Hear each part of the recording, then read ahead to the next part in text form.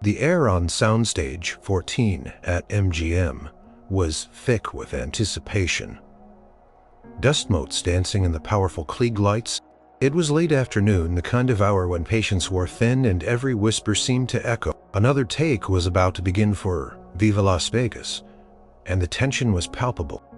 Cameras whirred, cables snaked across the floor like sleeping serpents, and crew members moved with a practiced, almost silent efficiency. 20-year-old Eleanor Vance, or Ellie as everyone called her, clutched her clipboard, her heart thrumming a nervous rhythm against her ribs. She was the newest, youngest assistant set decorator, barely a year out of art school. And every day on this set felt like a dream she was constantly afraid of waking from. Today, her job was to ensure the roulette table props were perfectly aligned for Elvis Presley's next scene. A simple task, but in Hollywood nothing was ever truly simple, especially not when the king himself was about to step into frame. Elvis, the name alone sent a ripple of excitement through the crew. He was more than just a singer or an actor. He was a phenomenon, and seeing him up close day after day was still a nouvelle experience. For Ellie, he moved with an effortless grace even in his casual clothes, and his presence could light up the entire sound stage. But even Elvis had his moments of quiet intensity, especially when the cameras were about to roll. Director Mr. Henderson, a man whose patience was as thin as his hairline, called out, "Quiet on set. Places everyone." His voice, usually booming, was tight with a barely contained stress. They'd been trying to nail this particular shot all morning. It involved a complicated tracking movement, a tricky line delivery, and a perfect visual of Elvis interacting with Anne Margaret, who was currently off camera getting a final touch up on her lipstick. Ellie checked the roulette wheel one last time, smoothing a stray chip into place. It had to be just right. She glanced over at the small makeshift kennel tucked away in a corner near the catering tables. It was less a kennel and more a collection of old blankets and a water bowl, home to the set's unofficial mascot, Scrimshaw. Scrimshaw wasn't Elvis's dog. Not exactly. He was a scruffy, medium-sized terrier, mixed with one floppy ear and a tail that seemed to have a mind of its own. He'd wandered onto the lot weeks ago, skinny and timid, and the crew had taken him in, feeding him scraps and giving him a name that no one quite knew the origin of. Scrimshaw had a habit of napping in the most inconvenient places, but lately he'd taken to following Elvis around like a furry shadow. No one quite understood why, but Elvis seemed to tolerate, even enjoy, the dog's quiet presence. "All right, Elvis, let's get this one action." Mr. Henderson's voice cut through the silence. Elvis, looking dashing in a tailored suit, stepped onto the set, a charming smile already playing on his lips. He walked towards the roulette table, his gaze sweeping over the elaborate set piece, then settling on his mark. Ellie held her breath. This was it, the take that would finally work. The scene began. Elvis delivered his lines with a smooth confidence, his voice a low rumble that made the air vibrate. He leaned against the table, his hand casually resting on the felt. He was supposed to look cool, suave, completely in control, and he was every inch the movie star. Ellie felt a thrill run through her. This was going to be perfect. Suddenly, a low whine rippled through the quiet. Ellie's head snapped towards the sound. Scrimshaw. Oh no. The dog was usually a surprisingly quiet presence, content to snooze away the day. Sometimes, when the energy on set reached a certain pitch, he got restless. The whine turned into a series of short, excited barks. Scrimshaw, who had been curled up under a lighting stand, suddenly sprang to his feet. His floppy ear bounced as he shook himself. Then with a burst of energy he started trotting towards the center of the set, directly towards the roulette table, directly towards Elvis. A collective gasp went through the crew. Mr. Henderson's face turned a shade of puce. Would she be blamed for not securing the dog? Had she even known she was supposed to? Scrimshaw, blissfully unaware of the chaos he was creating, continued his joyful trot. His tail wagged furiously, a blurry propeller against his scruffy hindquarters. He wasn't running wildly. He was just walking with purpose, like he had an important appointment. He was heading straight for Elvis, who, to his credit, was still delivering his lines. His back to the approaching canine menace, Ellie wanted to shout, to run, to do anything to stop the inevitable, but she was frozen like everyone else on set. All eyes were on Scrimshaw, who was now only a few feet away from the unsuspecting star. The seconds stretched, feeling like an eternity. The rhythmic whir of the camera seemed to amplify the silence. Broken only by Scrimshaw's heavy panting, this was going to be the end of her career, Ellie thought. Before it had even properly begun, she squeezed her eyes shut for a moment, bracing herself for the inevitable explosion from Mr. Henderson, for Elvis's annoyed sigh, for the whole delicate ecosystem of the set to collapse into frustrated shouts and weary sighs. When she opened them, Scrimshaw had arrived at Elvis's feet, and that's when everything changed. Scrimshaw, with the timing of a seasoned comedian, didn't just walk up to Elvis. He stopped, sat down with a thud, and then with an almost comical flourish, nudged Elvis's ankle with his wet nose. A soft, inquisitive whimper escaped him, as if asking, "What's going on here, boss? Can I join?" Elvis, mid-sentence, felt the nudge. His eyes, which had been fixed on some distant, charming point beyond the camera, flickered downwards. He saw Scrimshaw looking up at him with an expression of pure, unadulterated canine devotion. For a split second, an almost imperceptible pause hung in the air. The crew collectively held its breath, braced for the storm. Mr. Henderson's face was a masterpiece of horrified anticipation, his mouth agape. Ellie felt her stomach churn. This was it. The star was about to react, and it likely wouldn't be pretty. But then something utterly unexpected happened. A small smile, slow and gentle, began to spread across Elvis's face. It wasn't the dazzling practice smile he used for the cameras or for adoring fans. This was a genuine personal smile full of warmth and amusement. His eyes, those famous blue eyes, crinkled at the corners, and then it tame. A low chuckle, soft at first but quickly bubbling up, escaping his lips in an unrestrained burst of pure joy.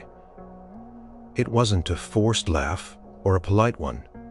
It was a deep belly laugh, full of genuine delight.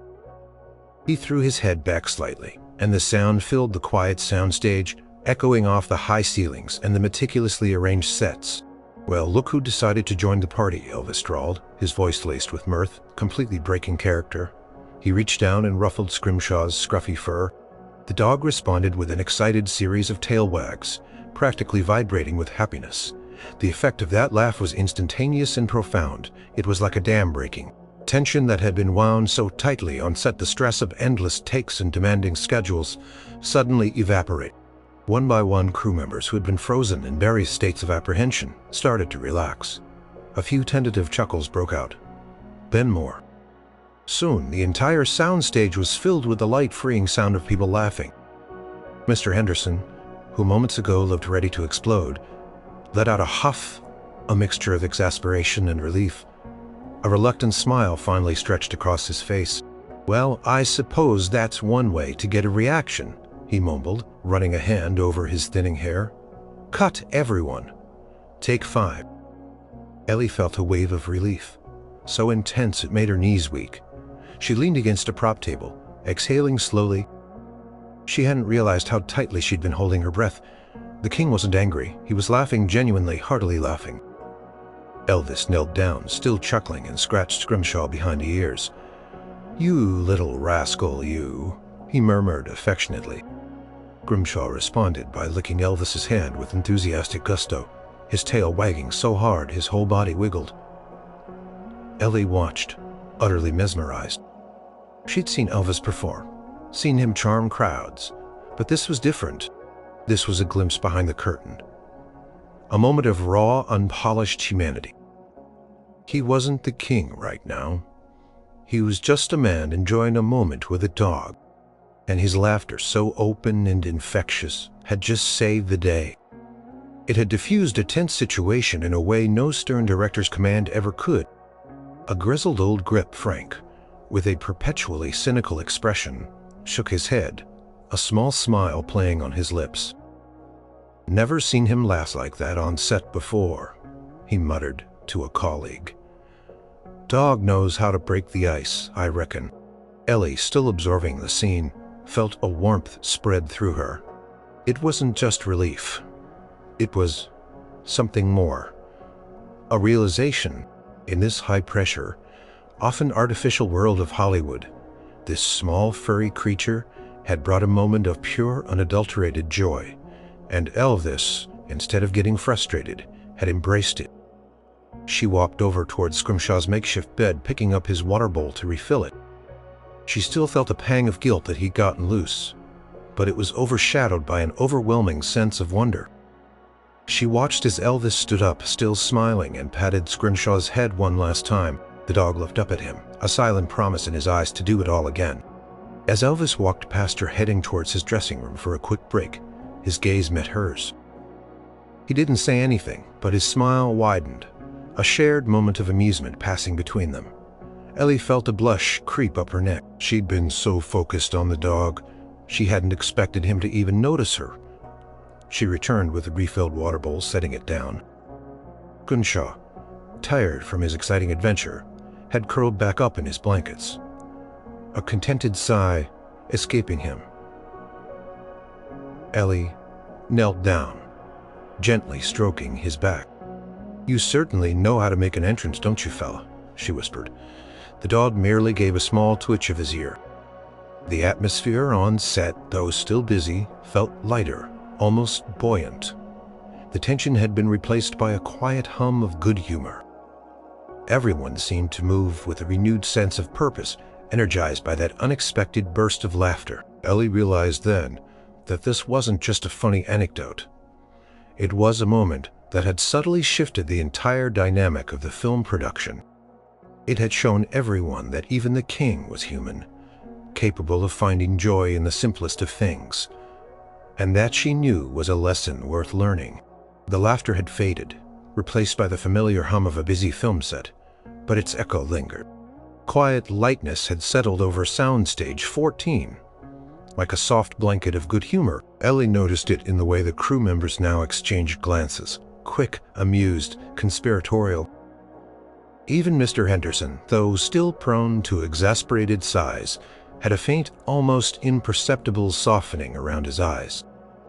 Ellie found herself thinking about that laugh all afternoon. It wasn't just the sound. It was the way it had transformed the atmosphere, like sunlight breaking through thick clouds, and the source of that transformation, a scruffy, one-eared mutt named Scrimshaw. She made a point of checking on Scrimshaw more often after that. He had become a little celebrity in his own right, a furry legend whispered about in hushed tones. "Did you see that dog today? Ruined a take?" And Elvis just laughed.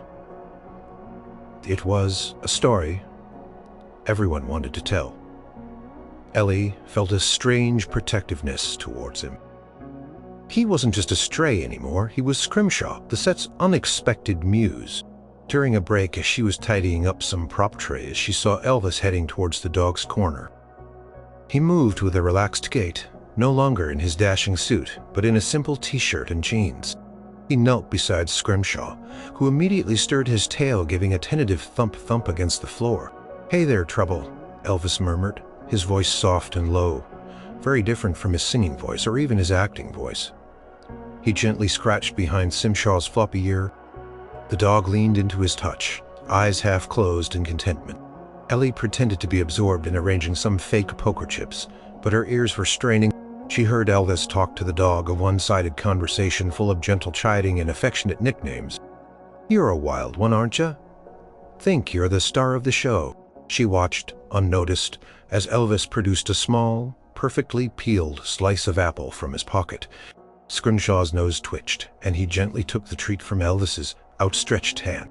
It was a simple gesture, but Ellie felt a pang in her chest. It was such a tender moment, so far removed from the glitz and glamour of Elvis Presley, the icon. Later that day, as the sun began to set and the crew started packing up, Ellie was meticulously labeling boxes of prop. She felt a shadow fall over her and looked up to see Elvis standing a few feet away, a curious expression on his face. "You're good with him," he said, gesturing vaguely towards Scrimshaw, who was curled up in his blankets, already asleep. Ellie felt her cheeks flush. "Oh, Scrimshaw, he's a sweetheart, really. Just a bit enthusiastic sometimes." Elvis chuckled, a soft, warm sound that reminded her of the earlier incident. Enthusiastic is one word, for it almost gave Mr. Henderson a heart attack. Paused, then added, "You were the one who found him right when he first showed up?" Ellie nodded. "Yes, sir. He was pretty scrawny. Someone left a bowl of water out for him, and he just stayed." "Scrimshaw," Elvis repeated the name, tasting it. "That's a good name. Suits him." He leaned against a tall prop cabinet, his arms crossed. "You spend a lot of time with him, don't you? He's good company. And he seems to like being around people." "He likes you," Elvis said simply, then corrected himself. "He likes everyone who's kind to him, but he seems to gravitate towards you and me. I guess," he grinned, "though I think he just likes my snacks." Ellie smiled, feeling more at ease than she had expected to be talking to him. "He's got good taste then. So you're the set decorator's assistant?" Elvis asked, changing the subject slightly but keeping the friendly tone. "Yes, Mr. Presley, Ellie Vance." She held out a hand, feeling a bit foolish but wanting to be polite. He shook it. "His grip, Sir Presley, makes me feel like my daddy," he laughed again. "So you like it here, on the set?" "Oh yes, more than anything," Ellie said, her enthusiasm genuine. "It's chaotic, but it's magic creating worlds, you know?" Elvis nodded slowly. "I know it's different from being on stage, but there's a magic to it, too." He glanced back at Scrimshaw. "That little fella brings a different kind of magic, though, doesn't he?" "He certainly does," Ellie agreed, thinking of the sudden burst of laughter that morning. "You should get him a proper bed. Maybe something more comfortable," Elvis mused, looking at the pile of blankets. "And some toy's a good chew toy, something that'll keep him busy." Ellie blinked, surprised. "Oh, I hadn't thought. I mean, we just used what we had, but that's a good idea. Tell you what," Elvis said, pushing himself off the cabinet. "You make a list. Anything Scrimshaw needs, and I'll make sure it gets here. Consider it an official King's Dog Fund." He winked, a mischievous glint in his eye. "He's part of the cast now, isn't he? Needs to be treated like royalty." Ellie stared at him speechless. Elvis Presley, the global sensation, was asking her to make a shopping list for a stray dog, and offering to pay for it. The warmth in her chest spread, turning into a fuzzy, happy glow. "Thank you, Elvis." She managed, her voice a little choked up. That's incredibly kind of you." He just smiled, that genuine, infectious smile, and gave a slight nod. "He's a good dog. Every good dog deserves a good home, even if that home is a film set." He turned to leave, then paused. "And Ellie, try to keep him from upstaging me next time, huh?" He winked again, then walked off, leaving Ellie grinning like an idiot. She looked down at Scrimshaw, still peacefully sleeping, oblivious to his royal patronage. "Well, Scrimshaw," she whispered, "looks like you're going to be living the high life." She knew then that the dog wasn't just a random animal. He was a bridge between the ordinary and the extraordinary, between the demanding world of Hollywood and the simple, heartwarming humanity of Elvis Presley. And Ellie, by a stroke of pure hilarious luck, was now a small, important part of that bridge.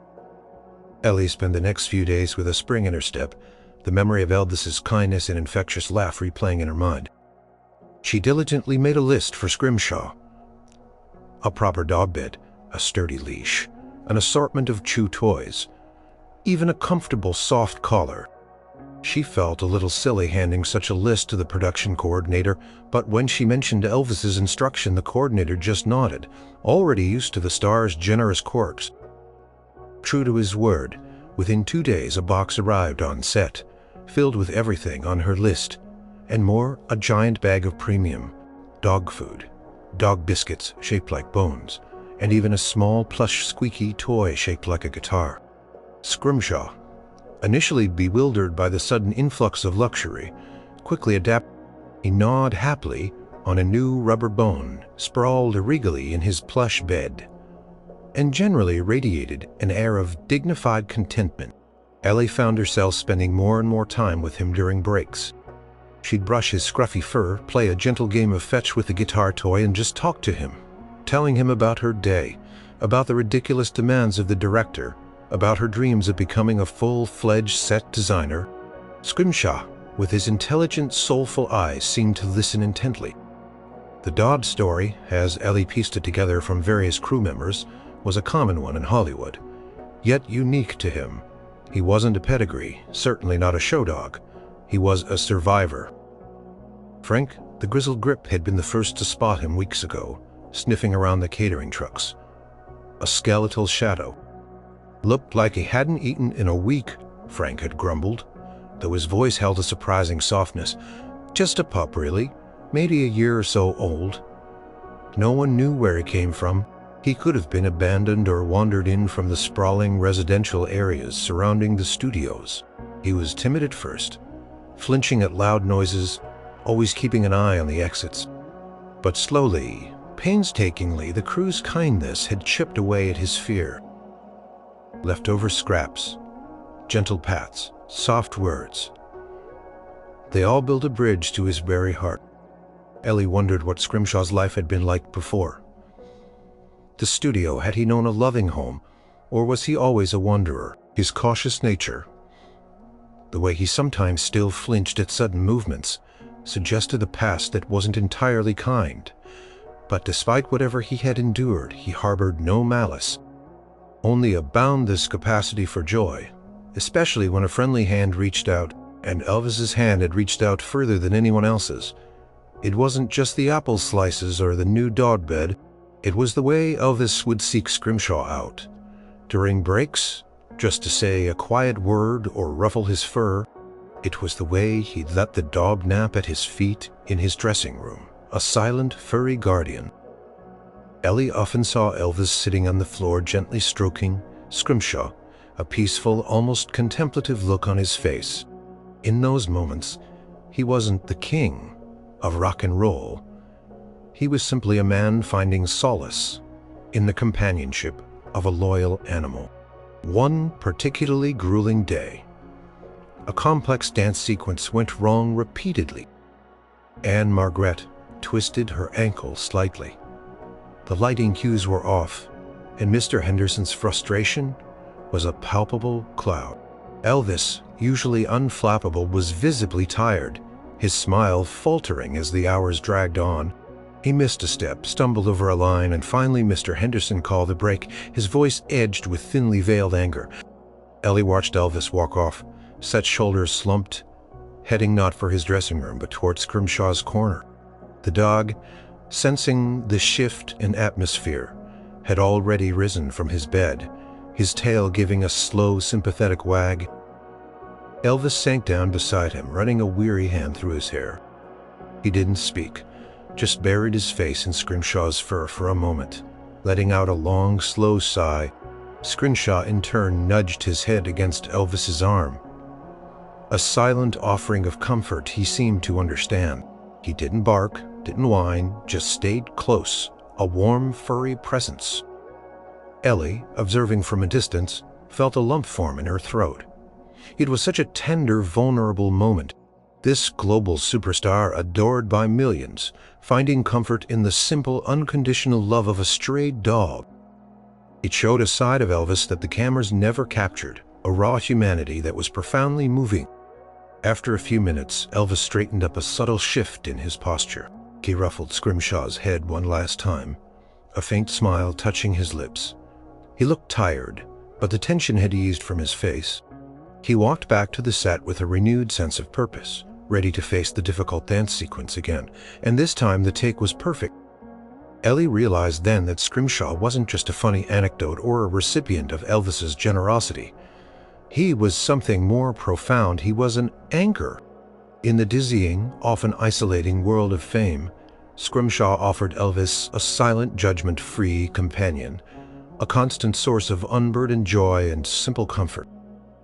The dog had found a home, yes, but he had also unknowingly given a home to something deeply human within, the king himself. He was the quiet, scruffy heart of Soundstage 14, and his presence made everything else a little bit brighter. The Scrimshaw incident, as it was now affectionately known, had undeniably changed the mood on the Viva Las Vegas set. What had started as a moment of panic had transformed into a running joke, a symbol of shared humanity amidst the controlled chaos of filmmaking. And Scrimshaw, the scruffy instigator, continued to exert his quiet, uplifting influence. Mr. Henderson, the director who had once viewed Scrimshaw as an impending heart attack, now seemed to tolerate him with a resigned fondness. Ellie had even seen him on more than one occasion absent-mindedly scratch the dog behind the ears when he thought no one was looking. The dog had a way of wearing down even the toughest exteriors. Ellie, meanwhile, felt her own confidence growing. Her bond with Scrimshaw deepened daily. She was now the unofficial dog wrangler, responsible for his well-being, a task she took immense pride in. She learned his quirks, his love for crusts of bread, his dislike of sudden, loud claps, his habit of letting out a small, almost silent sneeze when he was particularly happy. One afternoon, a new challenge arose. The filming schedule was incredibly tight, and they were behind. Crucial scene, one where Elvis's character, Lucky Jackson, was supposed to look intensely focused and serious, was proving difficult. Take after take, Elvis would deliver his lines perfectly, but his eyes, instead of conveying grim determination, held a faint, almost imperceptible spark of amusement. Mr. Henderson was pulling his hair out. "Elvis, it's a serious moment. This is where Lucky realizes the stakes are higher than just winning a race.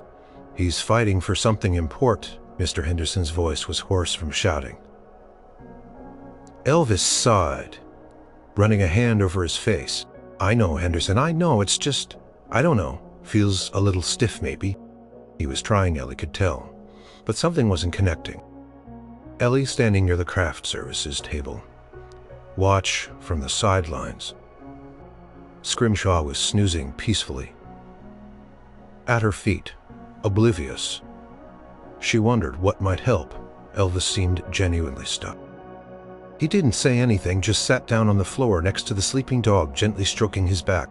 Scrimshaw stirred, stretched, and then placed his head on Elvis's lap with a soft sigh. Ellie approached cautiously, carrying a fresh bottle of water. "Elvis, are you all right?" He looked up, a weary smile touching his lips. "Just having a hard time finding the right feeling for this one, Ellie. Sometimes it just doesn't click, you know." "I think so," she said softly.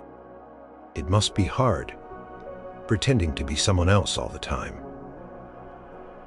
"It can be," he agreed, "especially when you're supposed to be so serious, and you've got a fluffy little clown bringing joy to the whole place."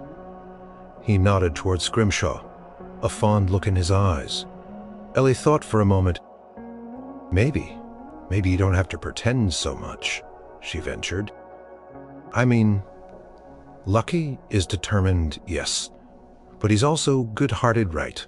He wants to win for the right reasons, not just for himself." Elvis looked at her, considering her words. "Yeah, that's true. He's got a good heart." "And Scrimshaw," Ellie continued, gathering courage, "he reminds everyone here to find joy even when things are tough. He breaks the tension, he makes people laugh, he makes you laugh." Elvis's eyes crinkled. "He certainly does that." "Maybe," Ellie said slowly, "Lucky's determination isn't a grim, cold thing.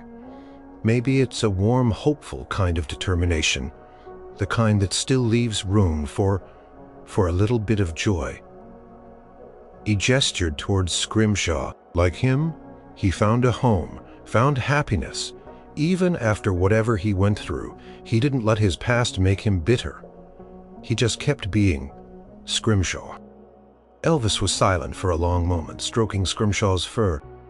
He looked at the dog, then back at Ellie, a thoughtful expression on his face. "Warm determination," he mused. "Joy in the struggle, you know, Ellie, you might be onto something there." The 5-minute break was over. Mr. Henderson was calling them back. To set his patience, visibly fraying. Elvis stood up, a new spark in his eyes. He gave Scrimshaw a final pat. "Thanks, little buddy," he whispered. "And thanks, Ellie." He walked back to his mark, and Ellie watched him, her heart fluttering. She hoped her amateur advice hadn't been completely off base. "Action," Mr. Henderson barked, weary but hopeful. Elvis began the scene again. This time, as he delivered his lines, something was subtly different. The intensity was there, yes, but it wasn't a rigid, forced seriousness. There was a warmth in his eyes, a depth that hadn't been there before. His jaw was set, but not grimly. It was a determination born of hope, a fight fueled by a quiet, inner light. He nailed the take. Cut. That's it. Perfect. Elvis. Absolutely perfect. Mr. Henderson's voice was practically giddy with relief. Elvis looked over at Ellie, giving her a small, grateful nod and a knowing smile. Ellie felt a thrill run through her. She hadn't just watched a star. She had seen a human being genuinely grappling with his craft and finding unexpected inspiration in a simple, furry companion and a quiet conversation. Scrimshaw hadn't just ruined a take. He had, in his own unique way, taught everyone a lesson about finding lightness, even in the most demanding of environments. And Ellie had been there to witness it, a small but significant part of the magic. As filming for Viva Las Vegas entered its final weeks, the set hummed with a different kind of energy. The initial frenzy had given way to a shared camaraderie, a sense of collective purpose. The incident with Scrimshaw and Elvis's infectious laughter had become a foundational memory, a touchstone of lightness that everyone quietly cherished. Ellie found herself often in Elvis's orbit, drawn by his unexpected kindness and the shared affection for Scrimshaw. Their conversations weren't long, rarely more than a few minutes, but they were always genuine. She saw him, not just as the king, but as a man who genuinely enjoyed simple things. A quiet moment, a good joke, the unconditional love of an animal. Scrimshaw, now plump and glossy-coated from his new diet, had become Elvis's most loyal shadow. If Elvis was on set, Scrimshaw was usually within sight, often napping at the edge of the frame or quietly trotting after him during breaks. He never seemed to get in the way anymore, almost as if he understood the rhythm of filming, knowing instinctively when to be still and when he could safely demand a head scratch. One evening, after a particularly grueling day of shooting, Ellie was the last one left on set, finishing up some last-minute prop inventory. The soundstage was quiet, the air cool and still. Suddenly she heard the low, mournful twang of a guitar coming from Elvis's dressing room, which was just off the soundstage. It wasn't the usual rock and roll sound, but something slower, more introspective. A bluesy, almost melancholic melody. Ellie hesitated.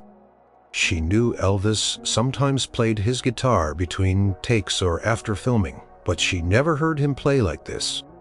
It was raw, emotional, a stark contrast to the lively, upbeat persona he projected. She found herself drawn towards the sound, her steps quiet on the concrete floor. She saw the dressing room door was ajar, a sliver of light escaping into the gloom.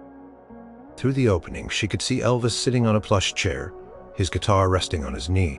Scrimshaw was curled up in his new comfortable bed at Elvis's feet, his eyes half closed, seemingly mesmerized by the music.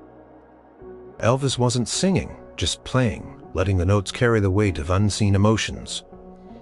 His brow was furrowed, a faraway look in his eyes. He looked tired, vulnerable. The weight of fame, the constant demands, the relentless schedule. Ellie suddenly understood on a deeper level the immense pressure he must live under.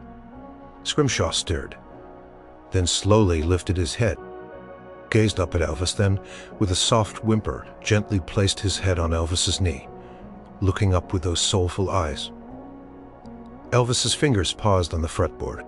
He looked down at the dog, and a soft, almost wistful smile touched his lips. He reached down and stroked Scrimshaw's head, his fingers absently tracing the line of his floppy ear. "It's a long road, ain't it, fella?" Elvis murmured, his voice low, barely a whisper. "Sometimes you just gotta play it out." He didn't seem to be talking to Scrimshaw as much as he was talking to himself, finding comfort in the dog's silent presence. He resumed playing, but the music, though still tinged with melancholy, seemed to soften, gaining a subtle thread of warmth. Scrimshaw remained still, his head resting on Elvis's knee, a silent anchor in a turbulent world. Ellie watched, a silent observer of this private moment. It wasn't about the rock and roll star.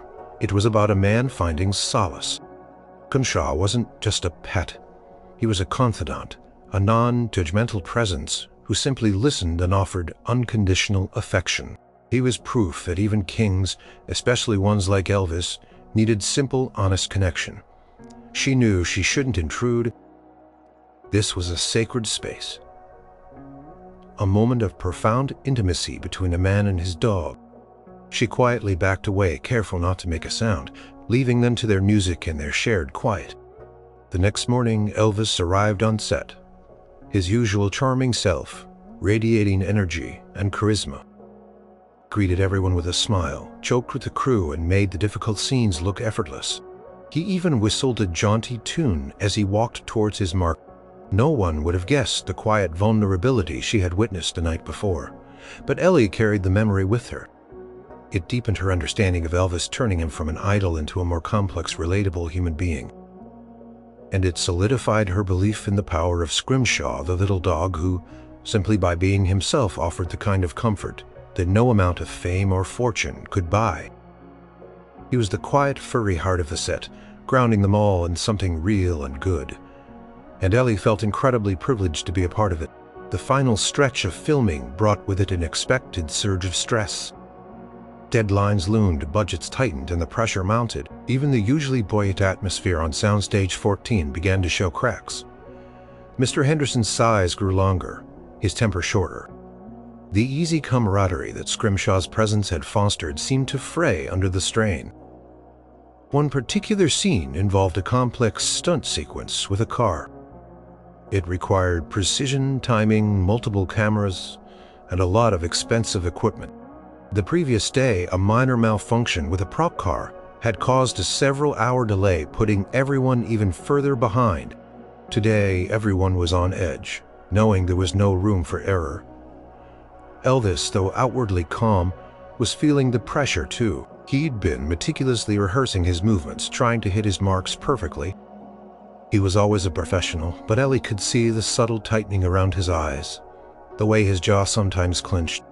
He'd spent a little less time with Scrimshaw. Lately, absorbed in his character, focused on delivering the best performance. Scrimshaw, sensing the shift, seemed a little more subdued. He still lay in his bed, occasionally gnawing on a bone, but his usual playful energy was muted. He missed Elvis's regular visits, the affectionate ruffles behind the ears. Ellie tried to fill the void, spending extra time with him, but she knew it wasn't the same. The car stunt scene began. Prop car roared to life. Lights flashed and cameras whirred. Elvis executed his part flawlessly, a whirlwind of calculated movements and intense expressions. The scene was going perfectly. Then, just as the car was about to hit its critical mark, a rogue crew member accidentally tripped over a cable, causing a monitor to flicker violently. It was a tiny blip, but in the high-stakes world of stunt filming, it was enough. "Cut, damn it!" Mr. Henderson bellowed, his voice raw with frustration. He threw his hands up almost. Who tripped that cable? The crew member, a young, nervous trainee, looked mortified, stammering apologies. The whole set descended into a spiral of exasperated sighs and muttered complaints. The easy laughter of weeks past was a distant memory. The weight of exhaustion and frustration settled heavily. Elvis stood perfectly still. His eyes closed for a moment, shoulders slumping slightly. Ellie saw him take a deep, shaky breath. The energy on set was toxic. Mr. Henderson snapped, though his own voice was anything but calm. "We'll reset. Get that cable secured. And let's not have any more amateur hour mistakes." His words, though directed at the trainee, seemed to encompass everyone, ratcheting up the tension. Ellie watched Elvis walk off set, not toward Scrimshaw this time, but toward the quiet corner, running his hands through his hair. He looked utterly drained. She felt a pang of sympathy for him, for the trainee, for everyone caught in this high-pressure cooker. Scrimshaw, who had been startled by the sudden shout, whined softly. He looked from the agitated crew to Elvis's slumped form, then back. His ears drooped. Ellie's heart leaped. Oh no, not now, not another interruption. Everyone was already on edge. Mr. Henderson would have a genuine fit this time. She started to stand, intending to gently steer Scrimshaw back. But the dog was too quick. He reached Elvis's side, nudging his hand. Elvis didn't react at first, still absorbed in his own frustration. Scrimshaw nudged again, then whimpered a soft, pleading sound. He looked up at Elvis with wide, earnest eyes. Elvis finally looked down. He saw Scrimshaw looking utterly dejected, reflecting the shared gloom of the set, and then Scrimshaw did something that surprised Ellie. He let out a tiny, almost comical sneeze, a chew that was disproportionately small for a dog his size. It was such an absurd, unexpected sound in the charged atmosphere. A small, surprised laugh escaped Elvis. It was just a puff of air, a short, involuntary sound, but it was enough. He looked at Scrimshaw, then at his own hand, which the dog was nudging again. A faint smile touched his lips. He knelt down, letting out a long, slow breath, and began to scratch Scrimshaw behind the ears. "You really know how to pick your moments, don't you, pal?" he murmured, a hint of his usual warmth returning to his voice.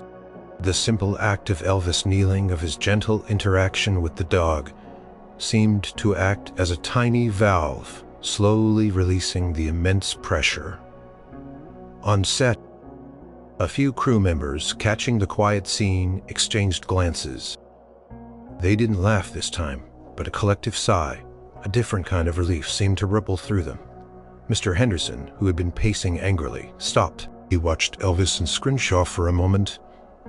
Then, with a weary but resigned shake of his head, he called out, "All right, everyone. Let's get this done. 10 minutes, then we roll." His voice was still firm, but the raw edge of anger had been replaced by a grudging determination. Ellie watched Elvis stand up, a renewed sense of calm in his posture. He'd found his footing again, thanks to a tiny sneeze and a dog's quiet comfort. It was a reminder that even in the most high-stakes, stressful environments, sometimes the simplest things could bring everyone back from the brink. Scrimshaw, the unexpected heart of the production, had once again proved his unique, invaluable role. The incident with the car stunt and Scrimshaw's timely sneeze marked a turning point. The remaining days of filming were still intense, but there was a renewed sense of resilience on set. Everyone from the lowest trainee to the director seemed to have learned a valuable lesson. Even under immense pressure, there was room for unexpected moments of levity, moments brought to them, almost invariably, by a certain scruffy dog. Scrimshaw's presence, once a charming anomaly, now felt essential. He was no longer just the unofficial mascot. He was the unscripted co-star, the emotional anchor of Soundstage 14. He had a way of cutting through the pretense, of reminding everyone of the simple joys, the genuine connections that lay beneath the surface of the demanding film industry. Ellie noticed how Elvis himself seemed to lean on Scrimshaw more during these final hectic days. When a scene was particularly difficult, or a line wasn't quite landing, Elvis would often take a moment, a deep breath, and his eyes would instinctively drift toward Scrimshaw. The dog, sensing the silent plea, would often give a quiet wag of his tail, or a soft, comforting nudge. It was a subtle, unspoken exchange that offered Elvis a moment of grounding. A brief escape from the demands of his persona one afternoon, a crucial emotional scene was scheduled. It was a moment of vulnerability for Elvis's character, requiring a quiet intensity and a profound sense of introspection. Elvis had been practicing the lines all morning, his brow furrowed in concentration. The atmosphere on set was hushed, almost reverent. Mr. Henderson, knowing the importance of the scene, had even asked Ellie to ensure Scrimshaw was kept well away from the set, tucked safely in his bed with a new chew toy. "No distractions, Ellie," he'd said, surprisingly gently. "This needs to be perfect." She made sure Scrimshaw was comfortable, gave him extra pats, and then took her place among the crew waiting for the magic to happen. "Action!" Mr. Henderson's voice was barely a whisper. Elvis began the scene. His performance was captivating. His eyes held a depth of emotion that Ellie had rarely seen even from him. His voice was low, filled with a quiet anguish that sent shivers down her spine. He moved with a heavy grace, conveying the character's internal struggle with every subtle gesture. The scene built, reaching its emotional climax. Elvis was delivering a particularly poignant line, his voice thick with unexpressed sorrow, his eyes glistening. It was flawless, breathtaking. Suddenly, a soft, almost imperceptible rustle came from just off camera. Ellie's blood ran cold. Scrimshaw, how she had secured him. To her horror, she saw him. He hadn't run onto the set, not exactly. He had simply walked to the very edge of the frame, just out of the main shot, and sat down. He wasn't barking, wasn't moving. He was just sitting there, looking up at Elvis with an expression of profound empathy, his tail giving the tiniest, almost invisible soft wag. Elvis, in the throes of his performance, caught a glimpse of him. His eyes, full of the character's pain, flickered for a fraction of a second.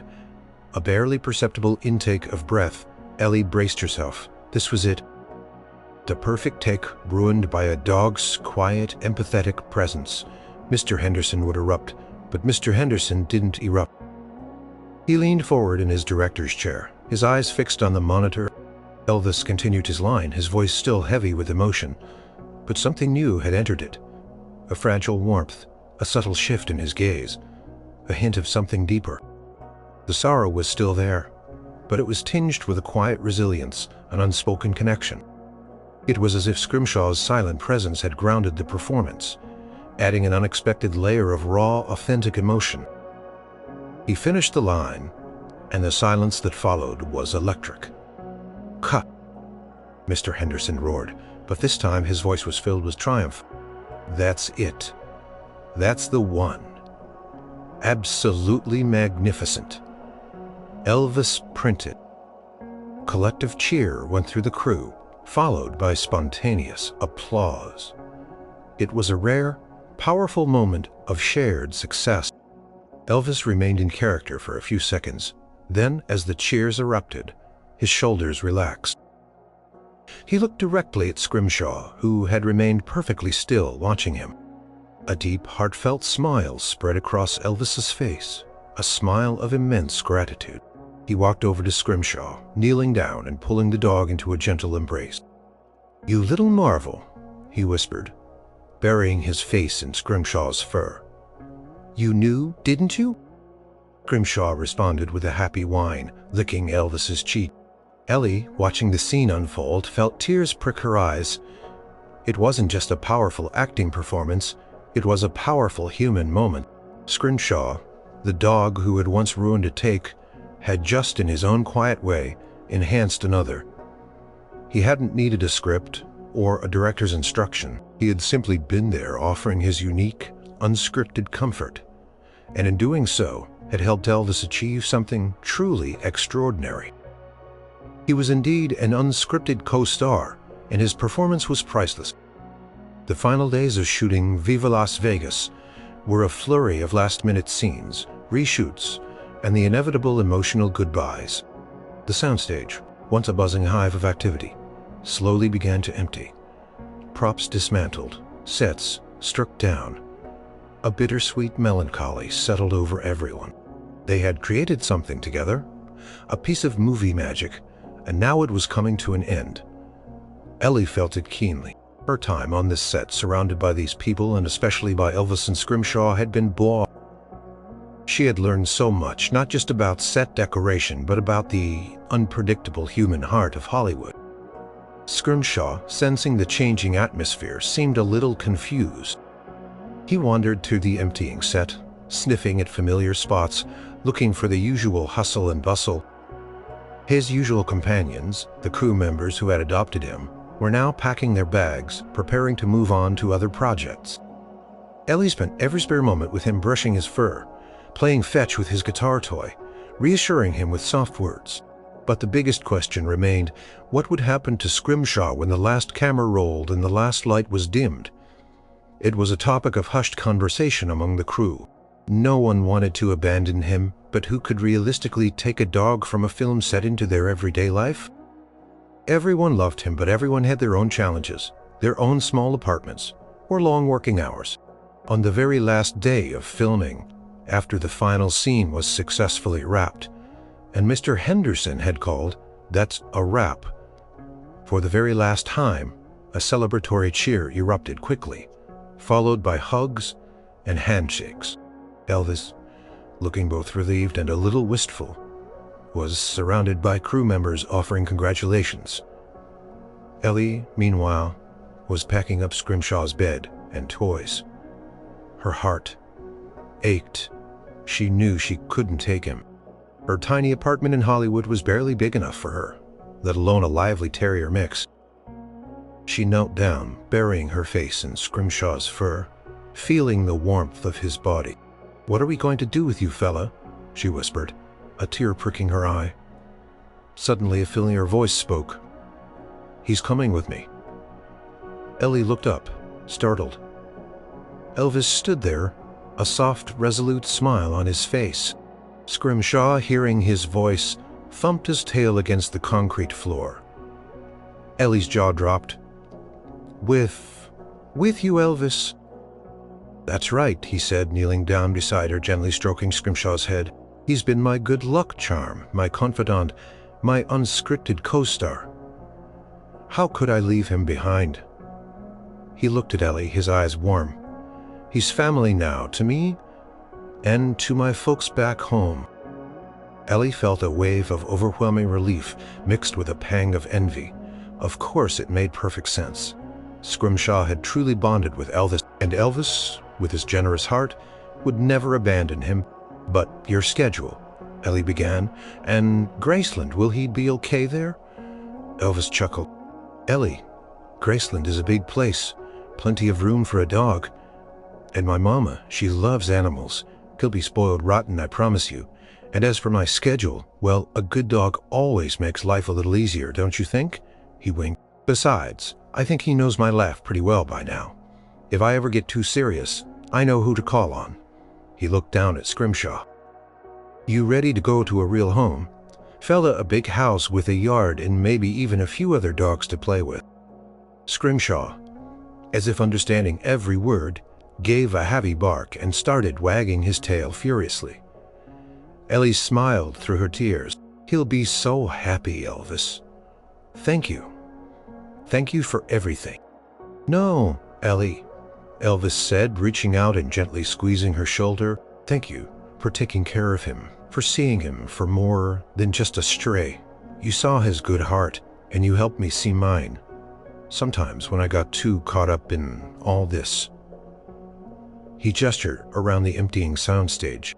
"And, hey, just because the film's wrapped doesn't mean it's goodbye. You ever come down to Memphis, you give me a call. Scrimshaw would love to see you." "I will, Elvis, thank you." As Elvis led Scrimshaw away, the dog trotting proudly beside him, Ellie watched them go, a lump in her throat. Scrimshaw, the scruffy stray, was going home with Elvis Presley, the king of rock and roll. It was an ending far more heartwarming than any movie script could have imagined. She closed her eyes, remembering that first moment, the chaotic dash, the collective gasp, and then Elvis's laugh, loud, unrestrained, utterly infectious. It had been the moment that changed everything, the beginning of Scrimshaw's extraordinary journey, and a moment Ellie knew she would carry with her forever. It wasn't just a funny story. It was a testament to the power of kindness, the unexpected beauty of a shared laugh, and the unbreakable bond between a man and his very special dog. Years passed. Viva Las Vegas became a classic. Its vibrant songs and dazzling performances etched into cinematic history. Ellie Vance, no longer a fresh-faced assistant, steadily climbed the ranks in Hollywood. She worked on numerous films, designed sets that won accolades, and earned a reputation as one of the industry's most talented and innovative set decorators. But no matter how many grand sets she built, or how many famous faces she encountered. The memories of Soundstage 14 and the Scrimshaw incident remained etched in her heart. She never did make it to Graceland, though she thought about it often. Her career took her to different cities, different productions, and life moved at a dizzying pace. Yet, sometimes, when a film set grew particularly tense, or a director's voice frayed, Ellie would find herself wishing for a small, scruffy dog to bound onto the set of spontaneous, infectious laughter. She occasionally saw mentions of Scrimshaw in fan magazines or articles about Elvis's life at Graceland. Photos would surface of Elvis with a happy-looking terrier mix at his side, often lounging on the vast lawns, or even riding in one of his Cadillacs. Each time, Ellie would smile, a warmth spreading through her. Scrimshaw was indeed living a high life, the king's beloved companion. The stories often mentioned how devoted the dog was to Elvis, always by his side, a silent, furry testament to their unique bond. One quiet evening, decades later, Ellie sat in her comfortable armchair, a cup of tea warming her hands. She was watching a classic film retrospective on television, and Viva Las Vegas began to play. She hadn't watched it in years. As the film unfolded, she found herself not just admiring the sets she had helped create, or the dazzling performances, but searching for the small, unscripted moments. She remembered the tension, the camaraderie, the exhausting hours, and the quiet comfort that a certain dog had brought to it all. Then came the scene, the one with the roulette table, the scene that Scrimshaw had famously ruined. Ellie leaned forward, a smile playing on her lips. She watched Elvis, smooth and charming, delivering his lines. She knew what was coming. She waited. But of course, in the final cut of the movie, there was no dog. The scene was perfectly seamless, just as Mr. Henderson had intended. The magic of editing had erased Scrimshaw's impromptu appearance, leaving only the polished professional performance. And yet, as Elvis delivered his line, Ellie saw it flicker. A ghost of a smile, almost imperceptible, playing at the very corner of his lips. A glint in his famous blue eyes that wasn't entirely about the character, but about something else. Something only she and a handful of others on that sound stage would ever know. It was the echo of a laugh. A ripple of warmth from a memory that had been beautiful enough to momentarily break through the veneer of Hollywood perfection. She closed her eyes for a moment, and in her mind's eye she saw it all again. Scrimshaw trotting onto the set, tail wagging, Mr. Henderson's horrified face, the collective gasp of the crew, and then Elvis's unrestrained, utterly infectious laugh filling the air. It was a sound that had diffused tension, forged connections, and reminded everyone that even a king could find joy in the simplest, most unexpected places. That laughter, those moments of genuine human connection, were the real magic of filmmaking, she realized. Not just a final product on screen, but the unscripted moments that happened behind the scenes, the humanity that shone through the artifice. Ellie opened her eyes, a contented sigh escaping her. Scrimshaw might not have made it into the final cut of the movie, but he had left an indelible mark on everyone involved. He had reminded them of the power of a single spontaneous act of joy. He had reminded them that even the biggest stars were human, and sometimes all it took was a scruffy dog and a burst of laughter to bring a little bit of true light into the world. And in her heart, Ellie knew that echo of laughter, a warm, resonant memory, would last a lifetime.